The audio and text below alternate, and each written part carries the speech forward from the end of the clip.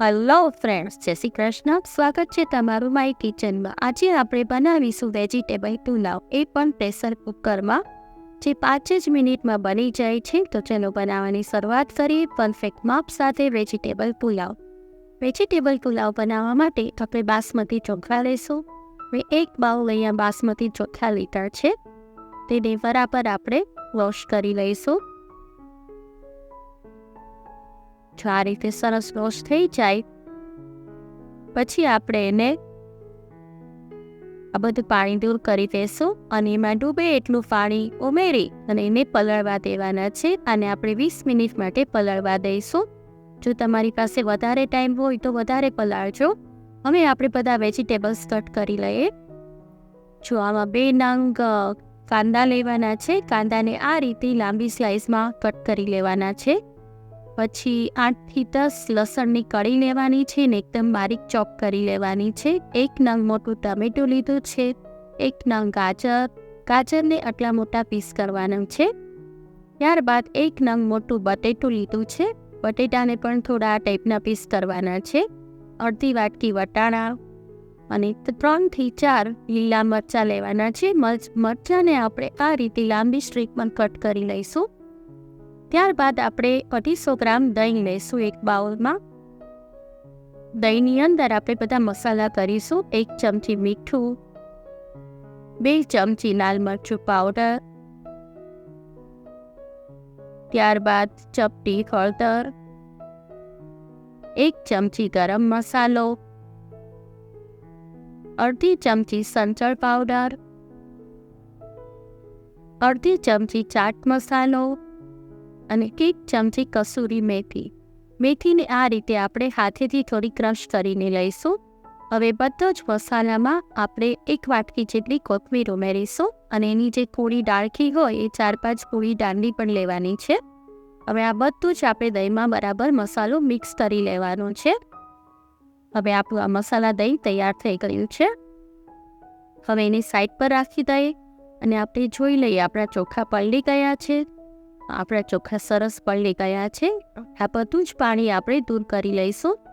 ચોખાને એકદમ પાણીથી નિતારી લેવાના છે. પાણી બિલકુલ ના રહેવું જોઈએ. ત્યારબાદ એક કુકરમાં આપણે 2 ટેબલ સ્પૂન ઓઇલ લેશું, 1 ચમચી બટર લેશું, 8 થી 10 કાજુ લેશું. કાજુને આ રીતે હાફ કરીને લેવાના છે. આ આપણે એકદમ ઓછા તેલમાં પુલાવ બનાવીશું. ત્યારબાદ 1 ચમચી ફૂલ ભરીને જીરું લેશું. પછી બધું જ બરાબર મિક્સ કરી લેવાનું છે. હવે 4 નંગ લવિંગ, 1 ટુકડો તજનો, ત્યારબાદ 6 થી 7 આખા મરી, 1 સ્ટાર ફૂલ, 1 તમાલપત્રનું પાન, 1 સૂકું મરચું.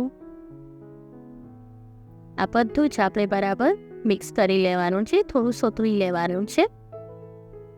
આ ટાઈમે તમે ગેસની ફ્લેમ થોડી સ્લો રાખજો. ત્યારબાદ બધું લસણ આપણે ઉમેરી દઈશું, લીલા મરચાં,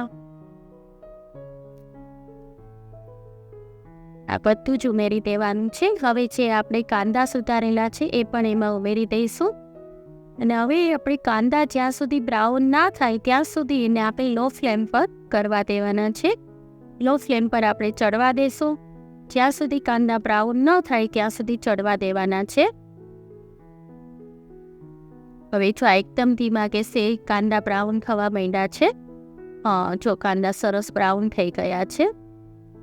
આ ટાઈપના આપણે જોઈએ છે. એકદમ ક્રિસ્પી થઈ જશે કાંદા. હવે જે આપણે ચોખા છે એ એમાં ઉમેરી દઈશું. ચોખામાં બિલકુલ પાણી ના રહેવું જોઈએ. એ બધા જ ચોખા ઉમેરી અને એને બરાબર મિક્સ કરી લઈશું. આ ટાઈમે તમે થોડું હળવા હાથે હલાવજો. બસ હવે ગેસની ફ્લેમ ફાસ્ટ કરી દઈશું. બધો જ મસાલો અને તેલ બધું જ ચોખામાં કોટ થઈ ગયું છે સરસ. હવે આપણે જે મસાલાવાળું દહીં કર્યું હતું તે એમાં એડ કરવાનું છે. એને પણ એમાં એડ કરી દઈશું. અને બધા જ ચોખામાં આ જે મસાલાવાળું દહીં છે તે મિક્સ થઈ જવું જોઈએ, કોટ થઈ જવું જોઈએ પૂરેપૂરું. ત્યાં સુધી આપણે કરવાનું છે. આવી રીતે એકદમ હળવા હાથે જ હલાવજો તમે.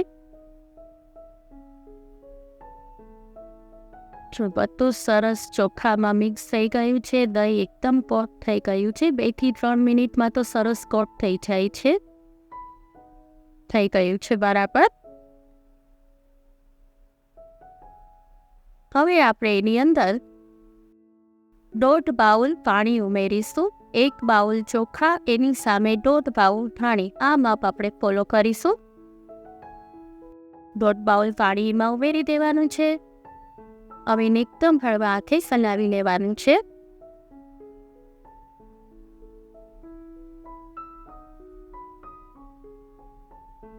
તો સરસ આ રીતે મિક્સ થઈ જાય પછી આપણે જે વેજીટેબલ કટ કરેલા છે તે બધા એડ કરી દઈશું એમાં. જો તમને આજની રેસીપી ગમે તો લાઈક કરજો, તમારા ગ્રુપમાં શેર કરજો અને માય કિચન ગુજરાતીને સબસ્ક્રાઈબ કરી દેજો અને બાજુમાં આવેલા બેલ આઇકનને પ્રેસ કરી દેજો, જેથી આવનારા બધા જ નવા વિડીયોનું નોટિફિકેશન તમને મળી જાય. જો હવે બધા જ વેજીટેબલ્સ આપણે એડ કરી દીધા છે. હવે બધું જ બરાબર મિક્સ કરી લઈશું. હવે એમાં 1 ચમચી આપણે બટર ઉમેરીશું.